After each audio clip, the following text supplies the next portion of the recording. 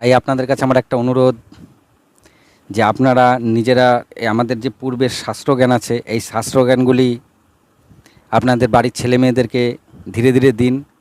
এই প্রত্যেকটা শাস্ত্রজ্ঞানের মধ্যেই কিছু না কিছু জ্ঞান লুকিয়ে আছে, সেই জ্ঞানগুলি আপনারা যেমনভাবে শুনবেন সেভাবেই পাবেন। আজকে আমি আপনাদের কাছে নিয়ে এসেছি মাতা অনুসুয়া। মাতা অনুসুয়ার কথা মোটামুটি বহু লোকই জানে, যারা জানে না তারা একটুখানি ভালো করে আমার এটা শুনে নেবেন। পুরো মাতা অনুসুয়ার সম্বন্ধে আমি আজকে বলবো, খুব ভালো লাগবে আপনাদেরকে। আজকে মাতা অনুসুয়ার কথা শুরু করার আগে আমি আপনাদের কাছে একটা প্রশ্ন রাখছি। কংস যখন পুতনাকে পাঠালো শ্রীকৃষ্ণকে মারতে, এবং শ্রীকৃষ্ণকে মারতে এসে পুতনা মারা গেল। এখানে আমার কোশ্চেন হচ্ছে, পুতনা মানে কি? হরে কৃষ্ণ হরে কৃষ্ণ। যাদের জানা আছে পুতনা মানে কি তারা আমাকে কমেন্টে দিয়ে দেবেন। পুতনা মানে কি? হরে কৃষ্ণ। চলুন মাতা অনুসুয়ার কথা আমরা আজকে শুনব। নমস্কার। মাতা অনুসুয়াকে সর্বকালের শ্রেষ্ঠ সতীনারী বলা হয়। এর মেন ফ্যাক্টটা কোথায় চলুন বলি। মাতা অনুসুয়া কার কন্যা ছিল সেখানে যাই। আমি একটা ভিডিওতে অলরেডি দিয়েছি, কদ্দম ঋষি আর দেবহূতি যখন দুজনে বিবাহ করেছিল এবং বিমানে করে ঘুরছিল তখন তাদের 9 কন্যা হয়। সেই 9 কন্যার মধ্যে এই অনুসুয়া ছিল এক কন্যা। এই অনুসুয়ার সাথে অত্রি ঋষির বিবাহ হয়। আর অনুসুয়া পতিব্রতা সতীনারী ছিল, আর অত্রি ঋষি তাকে খুবই ভালোবাসতেন, মাতা অনুসুয়াকে। যাই হোক, মাতা অনুসুয়ার চোখের আড়াল থেকে কোনো কার্যই এদিক ওদিক হতো না, মানে একদম সঠিক ছিল সব কিছু। তা একদিন বিষ্ণু দেখলেন যে লক্ষ্মী, সরস্বতী আর পার্বতী এই তিনজনের মধ্যে একটু অহংকার দেখা গেছে।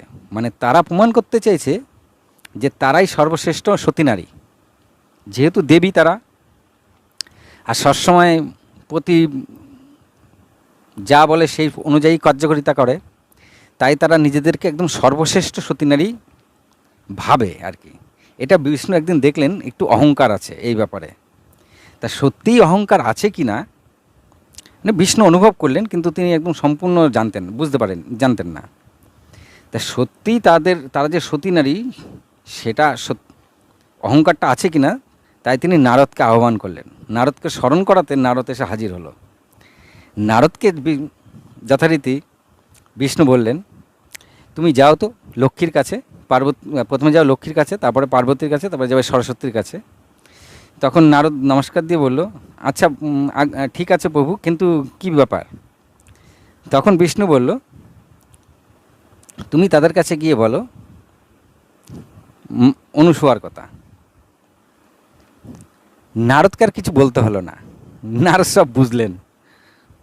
বলছেন, যা বলবেন প্রভু। তিনি সোজা চলে আসলেন লক্ষ্মীর যেখানে থাকে সেখানে, লক্ষ্মীর অন্তমহলে। লক্ষ্মী যে অন্তমহলে থাকে, সেই অন্তমহলে এসে দেখছে লক্ষ্মী সুন্দর করে তিনি মাটিতে আলপনা করছেন। তা যথারীতি মাতাকে নমস্কার দিয়ে বলল, প্রণাম মাতা। তা লক্ষ্মী ফিরে দেখলো নারদ এসছে। তা নারদ এসছে যখন বললো, আসো আসো, বসো বসো। তা কী খবর নারদ, অনেকদিন তো তুমি এদিকে আসোনি। তা নারদ বলল যে, মাতা, আমি পৃথিবী ভ্রমণে বেরিয়েছিলাম। তা এরকম ঘুরতে ঘুরতে আমি একবার অত্রি ঋষির আশ্রমে চলে গেছিলাম মাতা। সেখানে গিয়ে দেখলাম অত্রি ঋষির স্ত্রী অনুসুয়া এত পতিব্রতা সতীনারী যে আমি আর কখনো দেখিনি। তখন লক্ষ্মী বললেন, তাই নাকি? তা আমার থেকেও বেশি সত্যি, আমি বেশি সত্যি না অনুসুয়া বেশি সত্যি? তখন নারদ বললেন, মাতা, আপনি হলেন আমার মাতা, আপনি তো সতী নারী বটেই, কিন্তু মাতা অনুসূয়াকে মনে হলো তিনি যেন সম্পূর্ণ পূর্ণ পতিব্রতা সতী নারী। এতে লক্ষ্মীর একটু রাগ হলো ভেতরে ভেতরে।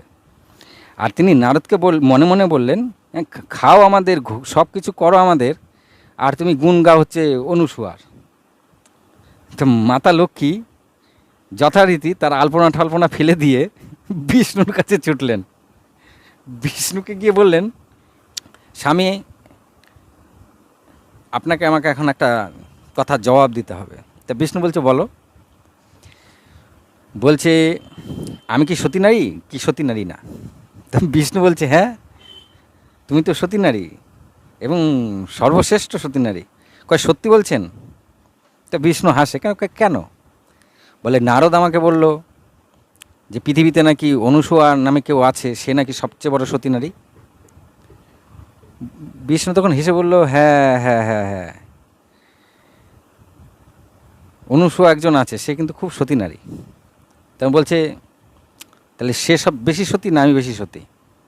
কয়, সেটা তো আমি বলতে পারবো না, তো চেক করতে হবে। বিষ্ণু আর কি লক্ষ্মীকে রাগাতে চাইল না। লক্ষ্মী তখন বিষ্ণুকে বলল, তুমি তো অনেক কিছু করো, আমি যাতে পৃথিবীর মধ্যে সর্বশ্রেষ্ঠ সতী নারী থাকতে পারি, তার জন্য তুমি অনুসূয়ার যে সতী নারী সেটাকে তুমি ভঙ্গ করতে হবে তোমাকে। বিষ্ণু বলল, তাই কখনো হয়? আমি কেন তার শুধু শুধু করতে যাব? লক্ষ্মী নাছরবান্দা, না করতেই হবে। তো বিষ্ণু বলল, ঠিক আছে, আমি তোমার জন্য একটুখানি করব। নারদের দিকে লক্ষ্মীর ওখান থেকে সোজা চলে গেছে পার্বতীর ওখানে, গিয়ে দেখে পার্বতী পুজো দিচ্ছে। তা নারদকে যে নমস্কার দিয়েছে, মাতা নমস্কার, তা পার্বতী ফিরে দেখে নারদ এসছে। তা বলছে, পুত্র বসো। তা পুত্রর হাতে একটা লাড্ডু দিয়েছে নারদকে খেতে। তা নারদ সে লাড্ডুটাকে বলছে, আ হা হা হা, কী স্বাদ! মাতা, আপনার হাতের লাড্ডু এত স্বাদ যে সেটা ভোলার মতন না, কিন্তু এর থেকেও আমি একটুখানি বেশি স্বাদ পৃথিবীর একজনের কাছে খেয়েছি। তো পার্বতী হাসি মুখটা একটু মলিন হয়ে গেল। বলে, আমার থেকেও বেশি স্বাদিষ্ট লাড্ডু পৃথিবীতে খাইছে কে? বলে, তার নাম হচ্ছে অনুসূয়া, তিনি হচ্ছে পতিব্রতা সতী নারী। তখন পার্বতী বলছে, আমার থেকেও বেশি সতী? বলছে, সেটা তো বলতে পারবো না, আপনি তো আমার মাতা, এটা আমি বলতে পারবো না। তবে লাড্ডুর স্বাদটা তার একটু বেশিই ছিল।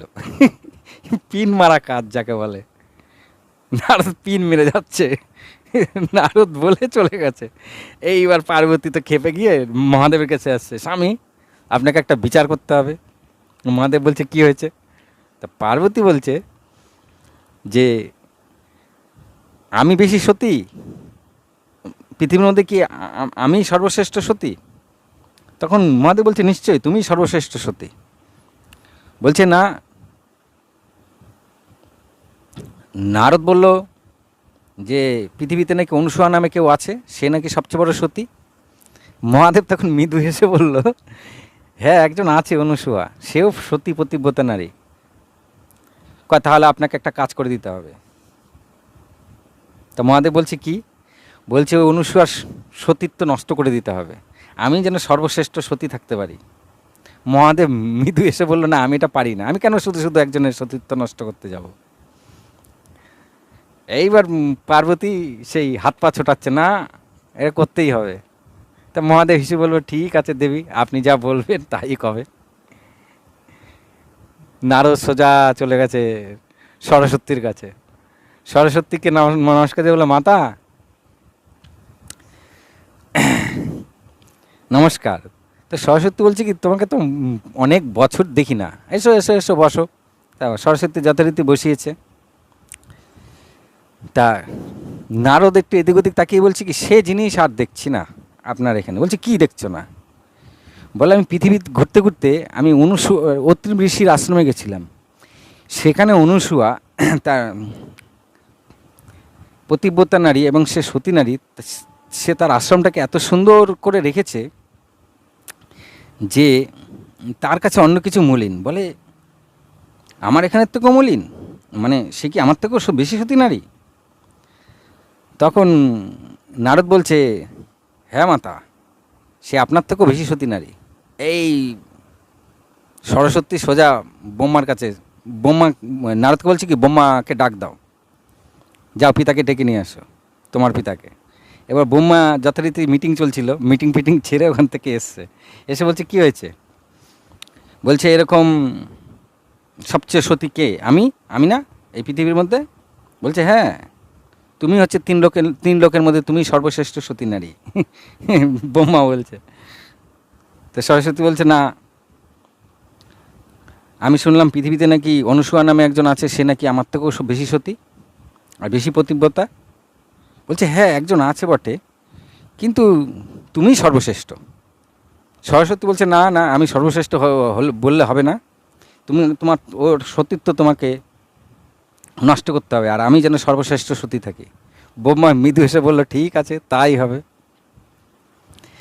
এই যে তিন দেবতার স্ত্রীরা এই কাণ্ড করেছে, তারা তিন দেবতারা জানে না। এবার তিন দেবতা যখন অত্রি ঋষির আশ্রমের দিকে আসছে, তখন তিনজনের মধ্যে তিনজনের দেখা হয়ে গেছে। তিনজনের দিকে তাকিয়ে বলছে, তুমি এখানে? মহাদেব বলছে বিষ্ণুকে, তুমি এখানে? ব্রহ্মাও আছে। বলছে এই ব্যাপার, কই এই ঘোটালাটা পাকালো কে? তখন বলছে নারদ। নারদ গিয়ে এইসব বলেছে, এখন তাদের কার্য করতে হবে। তা বলে তিনজনে মিলে ঠিক করলো, তাহলে এইভাবে বেশে যাওয়া যাবে না, তিনজনে ব্রাহ্মণ বেশে অনুসূয়ার কাছে যাবে। সব যথারীতি তিনজন ব্রাহ্মণ হয়ে গেল, এবং ব্রাহ্মণ হয়ে তারা অনুসূয়ার কাছে আসলো। সেই সময় অত্রি ঋষি ধ্যান করছিল, আর মাতা অনুসূয়া তুলসী বন্দনা করছিল।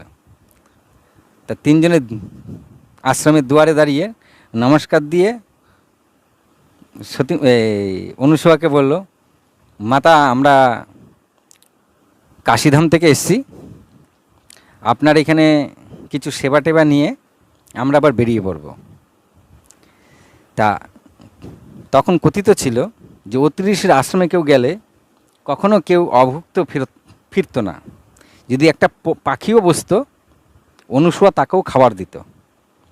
মানে কোনো পশু পাখিকেই অনুসূয়া অভুক্ত তার বাড়ির থেকে যেতে দিত না। তা তিন ঋষি যাওয়াতে অনুসূয়া তাদেরকে সুন্দর করে বন্দনা করে ঘরে নিয়ে আসলেন। বললেন, আপনারা আজকে আমাদের কাছে ভোজন করে তারপরে যাবেন। এদিকে বিষ্ণু আর মহেশ্বর আর ব্রহ্মা কি করেছিল, আসার সময় একটা পুটলিতে কতগুলি শুকনা পাতা, কতগুলি পাথরের টুকরো, শুকনা পাতা আর গাছের ছাল বাকল নিয়ে এসছে সঙ্গে করে, একটা পুটলিতে করে। তা যথারীতি যখন বসিয়েছে, বলছে আপনারা বসুন আর বলুন কি ভোজন করবেন। তখন ব্রাহ্মণ ওই পুটলিতে আগি দিয়ে বলে, এই পুটলিতে যা আছে এটা দিয়ে আমাদেরকে রান্না করে ভোজন করাতে হবে। তখন অনুসূয়া বলল ঠিক আছে। এইবার পুটলি খুলে দেখে তার মধ্যে গাছের চাল বাকল, শুকনো পাতা আর কতগুলি পাথর রয়েছে। অনুসূয়া ওইটা খাবার, সেখানে আর কিছু বলেনি, ওটা নিয়ে এসে খাবারের ঘরে এরকম ভাবছে যে এটা কীরকম হলো, আমি এগুলো দিয়ে খাবার তৈরি করব কি করে? পাথর শুকনো পাতা দিয়ে কখনো খাবার তৈরি হয়? তিনি ওইগুলোকে সমান ভাগে তিনটে থালায় বাড়লেন। তিনটে থালায় না, তুমি ওগুলোকে নিয়ে একটা হাঁড়ির মধ্যে দিলেন, দিয়ে হাঁড়ির ঢাকনা দিয়ে ঈশ্বরের উদ্দেশ্যে নমস্কার দিয়ে বললেন, যদি আমি পতিব্রতা হই, যদি আমি এই সতী নারী হই, তাহলে যেন এই গাছের ছাল বাকল, পাথর আর শুকনো পাতা যেন এক সুস্বাদু খাবারে পরিণত হয়। যথারীতি খাবারের গন্ধ বেরোতে থাকলো হাঁড়ির ভেতর থেকে। হাঁড়িটা বার করে হাঁড়ি নিয়ে এসে দেখে তার মধ্যে বেশ সুস্বাদু সব খাবার হয়ে গেছে। সেটাকে তিনি তিনটে ভাগে ভাগ করলেন, ভাগ করে তিনজনকে দিলেন। তারা তিনজন সেই খাবার দেখেও সেটা চিন্তা করছে, সেই পাথর পুতরগুলোকেও খাবার বানিয়ে দিয়েছে অনুসূয়া। তারা চিন্তা করলেন এ তো হলো না, মানে কাজ হলো না ঠিক। তখন তারা খাবার না খেয়ে চুপচাপই বসে আছে। তখন অনুসূয়া জিজ্ঞাসা করছে, আপনারা খাবেন না? তখন ব্রাহ্মণ বলছে, যে আমরা তখনই খাবো যখন আপনি বিবস্ত্র হয়ে আমাদেরকে খাবার দেবেন, আর না হলে না খেয়ে আমরা এখান থেকে চলে যাবো। এবার অনুসূয়া তো কাউকে না খাইয়ে ছাড়বে না। এইবার যেই বলেছে বিবস্ত্র হয়ে আপনি যখন খাবার দেবেন তখনই খাবো, তখন অনুসূয়া চিন্তা করছে এ আবার কেমন ঋষি, এ আদৌ ঋষি তো? নানান কথা চিন্তা করতে করতে তিনি তাদেরকে কিছু বললেন না, তাদেরকে বললেন ঠিক আছে একটু পর আমি এসে দিচ্ছি। তিনি দৌড়িয়ে আসলেন অত্রি ঋষির কাছে। অত্রি ঋষি তখন ধ্যান করছে। অত্রি ঋষিকে ডেকে স্বামীকে বললেন, স্বামী স্বামী এই ব্যাপার, তিনজন এসছে, তারা বলছে বিবস্ত্র হয়ে তাদেরকে সেবা দিতে, আর না হলে তারা চলে যাবেন অভুক্ত। তা অত্রি বলছে তোমার এখান থেকে তো কেউ অভুক্ত আজ পর্যন্ত যায়নি, তা এদেরকেই তুমি অভুক্ত কেন পাঠাবে? তারা বিবস্ত্র হয়ে তোমাকে যখন বলেছে খাবার দিতে, তুমি বিবস্ত্র হয়ে দাও। তখন অনুসূয়া চিন্তায় পড়ে গেছে, আর অত্রি ঋষির দিকে তাকিয়ে বলছে আপনি কি বলছেন স্বামী, আমি বিবস্ত্র হয়ে তাদেরকে খাবার দেবো? বলছে তারা চাইছে তুমি বিবস্ত্র হয়ে তাকে খাবার দাও, তা তোমাকে তো বিবস্ত্র হয়ে খাবার দিতে হবে, না তো তারা না খেয়ে চলে যাবে। এবার তোমার ইচ্ছা, তুমি তাদেরকে না খাইয়ে ছাড়বে না বিবস্ত্র হয়ে খাবার দেবে। অনুসূয়া এবার বসে চিন্তা করতে করতে আসছে যে কি করা যায়, কি করা যায়। চিন্তা করতে করতে এসেই, মানে চিন্তা করতে যায় যখন আসে তখন অত্রি ঋষি পেছন দিয়ে ডাক দিয়েছে, বলে এদিকে আসো। তা অনুসূয়া আবার এসছে, তখন অত্রি ঋষি তার কমণ্ডল থেকে একটু জল দিয়েছে অনুসূয়ার হাতে। বলছে হ্যাঁ, বলছে এই জলটা নিয়ে ওই তিনজনের গায়ে ছিটিয়ে দাও, দিয়ে তারপর বিবস্ত্র হয়ে তাদেরকে খাওয়াও। তো অনুসূয়া বলছে ঠিক আছে, আপনি যেমন বলবেন স্বামী, আমি বিবস্ত্র হয়ে তাদেরকে খাবার প্রদান করব। তা ওই জলটা নিয়ে এসে তিন ব্রাহ্মণের গায়ে ছেটা দিয়ে দিয়েছে, আর তিন ব্রাহ্মণের সাথে সাথে একদম ছোট ছোট গাদো গাদো বাচ্চা হয়ে গেছে। যেই বাচ্চা হয়ে গেছে অনুসূয়ার মুখে হাসি ফুটেছে। তখন অনুসূয়া সেই বাচ্চাগুলিকে তুলে নিজে স্তন্যপান করান।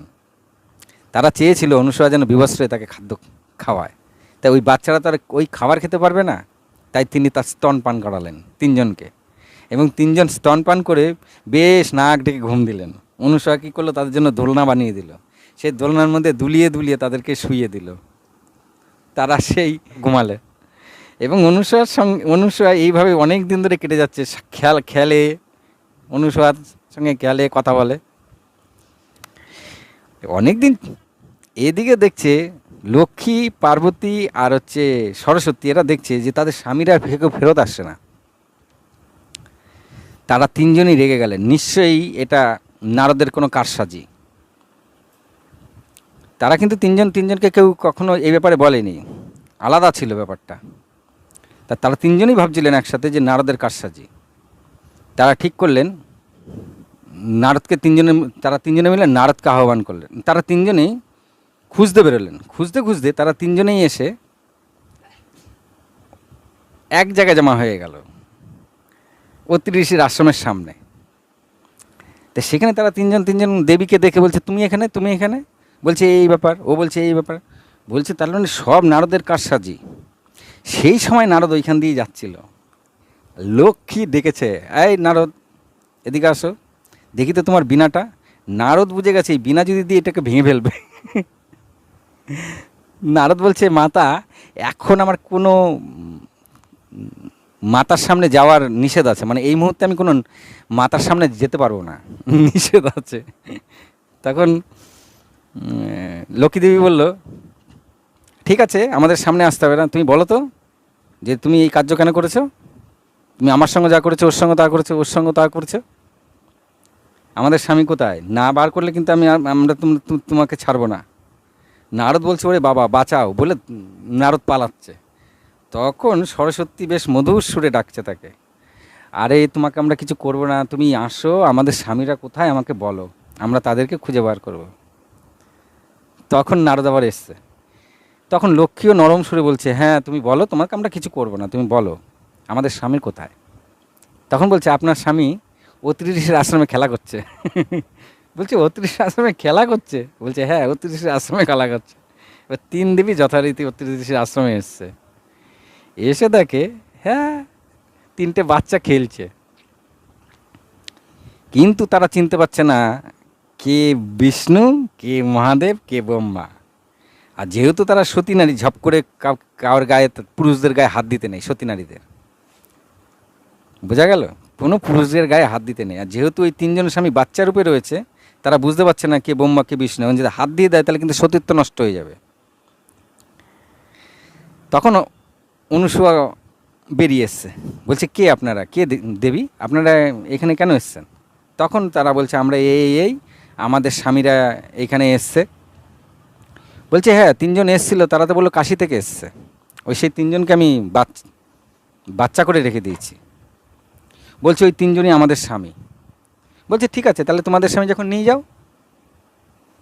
এখন বাচ্চাদের নিয়ে গিয়ে কী করবে দেবীরা? দেবীরা সব বড় বড়। সেখানে অত্রি ঋষি এসছে। অত্রি ঋষি বলছে এগুলো তো আমার পুত্র, আমার পুত্র এখনও বড়ই হলো না, তাদের আবার স্ত্রী এসে গেল কোত্থেকে? তোমরা তো কত বড় বড়, তো কখনো একটা বাচ্চার সঙ্গে এত বড় একটা স্ত্রীর বিবাহ হয়? তোমরা যে বলছে এর আমার স্বামী। অত্রি ঋষি বলছে, অনুষা বলছে হ্যাঁ ঠিকই তো, তোমাদের বয়স দেখো আর এই বাচ্চার বয়স দেখো, এ তো সেদিনকে জন্মালো, আর এখনই তার স্ত্রী হয়ে গেল কোত্থেকে?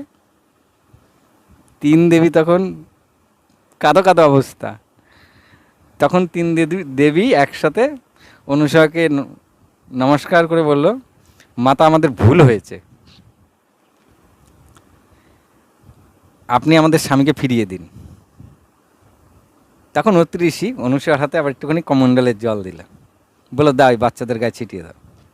যেই ছিটিয়ে দিয়েছে তিনজন আবার মহাদেব ব্রহ্মা বিষ্ণু আসল রূপে এসে গেছে। তারা আসল রূপে এসেই মৃদু মৃদু হাসছে সবাই। এইবার তো তারা বলছে আমরা ভুল করেছি, দেবীরা বলছে ওদেরকে যে আমরা ভুল করেছি। আর ব্রহ্মা বিষ্ণু মহেশ্বর তিনজনই অনুসূয়ার উপরে খুব খুশি, কারণ তারা তিনজন ব্রাহ্মণ সেজে কিন্তু বিবস্ত্র হয়ে অনুসূয়ার কাছে খেতে চেয়েছিল, আর অনুসূয়া কিন্তু তাদেরকে বিবস্ত্র হয়েই খাইয়েছিল। বোঝা গেল? কিন্তু একটা বাচ্চার কাছে বিবস্ত্র আর বস্ত্র কোনো ব্যাপারই না, ব্যাপারটা এইখানে অনুসূয়া বুদ্ধি খাটিয়েছিল সেখানে। তা যাই হোক, তখন যখন চলে যাবে তখন অনুসূয়া কাঁদো কাঁদো মুখে দাঁড়িয়ে আছে। তখন দেবী আর ত্রিদেব জিজ্ঞাসা করলো কি হয়েছে, তুমি এরকম কাঁদো কাঁদো মুখ কেন? তখন অনুসূয়া বলছে যে আমি যে আপনাদের তিনজনকে এই যে লালন পালন করছিলাম, আমার মাতৃত্বের ভাব এসছে, কিন্তু আমার তো সন্তানাদি নেই। তা ত্রিদেব বলল যে কি চাও তুমি? বলে আমি আপনাদের তিনজনকেই আমার গর্ভে চাই। তাহলে কিন্তু বুঝবেন আমাদের ত্রিদেব কিন্তু অনুসূয়ার গর্ভে জন্ম নিয়েছিল।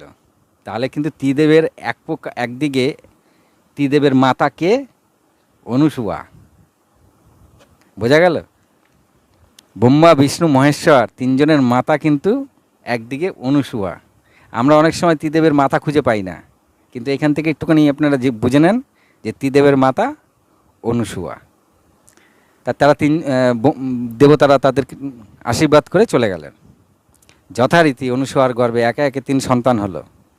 বিষ্ণু থেকে জন্ম নিল হচ্ছে দত্তাত্রেয়, মহাদেবের থেকে জন্ম নিল হচ্ছে দুর্বাসা মুনি, আর ব্রহ্মা থেকে জন্ম নিল চন্দ্র। এখানে একটা কথা বলি, এই যে চন্দ্র, অনেকে বলে না আমরা চন্দ্রবংশীয়, এই চন্দ্র কিন্তু ওই চন্দ্র থেকে চন্দ্রবংশ শুরু হয়েছে। অত্রি ঋষির থেকে চন্দ্রবংশ শুরু হয়েছে, আর কাশ্যপ ঋষি থেকে সূর্যবংশ শুরু হয়েছে। দুটো বংশ কিন্তু আমি পরিষ্কার হয়ে গেল। কাশ্যপ ঋষির থেকে সূর্যবংশ শুরু হয়েছে, আর অত্রি ঋষি থেকে চন্দ্রবংশ শুরু হয়েছে। এই চন্দ্র কে ছিল? ব্রহ্মার পুত্র ছিল, মানে ব্রহ্মার অংশ ছিল। তিনজনেই অনুসূয়ার গর্ভে জন্ম নিল। এইবার এই অনুসূয়ার সতীত্বটার শক্তি এতটাই ছিল, একবার ইন্দ্র ভাবছিল মনে মনে যে দেবতাদের কাছ দিয়ে অনুসূয়া আমার যদি সিংহাসন চেয়ে নেয়। সেই ভয়ে একবার ইন্দ্র এসছে অত্রি ঋষির আশ্রমে। অত্রি ঋষির আশ্রমে যখন দেখলো অত্রি ঋষি নেই, তখন ইন্দ্র অত্রি ঋষির রূপ নিয়ে অনুসূয়ার কাছে আসলো। তখন অনুসূয়া ধ্যান করছিল বসে বসে। তা অত্রি ঋষি রূপে তখন তো ইন্দ্র ছিল। তখন ইন্দ্র অতি ঋষির বেশে অনুসূয়াকে বলছে, চলো আর কতক্ষণ ধ্যান করবে, চলো তোমার সঙ্গে আমার ঘরে কথা আছে। ঠিক আছে? তা অনুসূয়া তাকিয়ে দেখে অতি ঋষি। তখন অনুসূয়া বলছে, আমি একটু পরে যাচ্ছি। আর ইন্দ্র তো তার সতীত্ব নষ্ট করার জন্য এসছে, নাহলে যদি তার সিংহাসন চলে যায়, যেই অনুসূয়াকে ধরতে যাবে, ধরলেই তো সতীত্ব নষ্ট হয়ে যাবে। যেই ধরতে যাবে, অনুসূয়ার শরীর থেকে একটা জ্যোতি বেরোয়, আর সেই জ্যোতির তেজ এত যে অতি ঋষি বেশে ইন্দ্র ছিটকিয়ে গিয়ে পড়ে।